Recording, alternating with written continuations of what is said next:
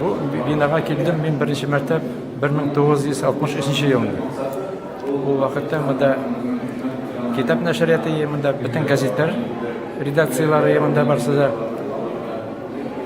Sotsialist Tatarstan, Vatanın Tatarstan, Sovetskiy Tatariylar, Tatarstan yoshlari, Komsomolец Tatariylar. Meni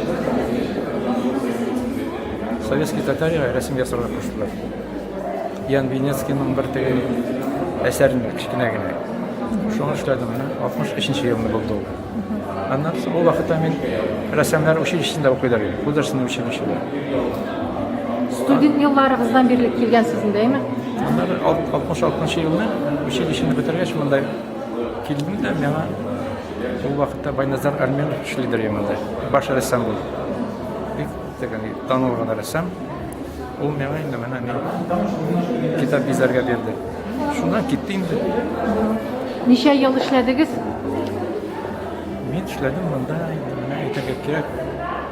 Pensiyaga ketdim 2007-yilda. Men bunda shtatda ishladim, shtatniy художник bo'lib tashladim. Bosh rassom bo'lib tashladim. 1993-yildan beri ham 2007-yilga qadar bosh rassom bo'lib ishladim. 500 ga yaqin kitob bizadim. Turli kitoblar. Bolalar kitobi, ana motor adabiyot, o'quv kitoblari, fan bo'yicha kitoblar, turli. Mana bino bitinde hozir yong'ortildi. Fikringizni aytib ketingiz, siz qanoatmi, nechik? Mana bunda sog'inib kelasan endi, bu bitta o'zining tilining ikkinchi i deb aytarga bo'laymi. Bunda uning o'zining ruhi, ilk mana biz bunda ishlaganda butun tatar intelligensiyasi bunday. Bunda kompozitorlarda, yozuvchilarda bor. Kimgina yo'q endi, artistlarda bunda kelganlar. Bunda girlidir endi bunda turmush. Shunday ko'ngilli. Ko'pisi yo'q endi hozir.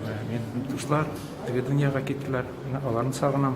Hamda kelgach, adanchi bir fetish qilib bu. Yurak qaltirab ketadi. Sog'inam shu binani. Bermadilar shularni kerak mana bizga. Hozir bunda shu nag'ay degan xonaqxona ham restoran. Ну, ana bek motor etib remont yasaganlar endi sizlar.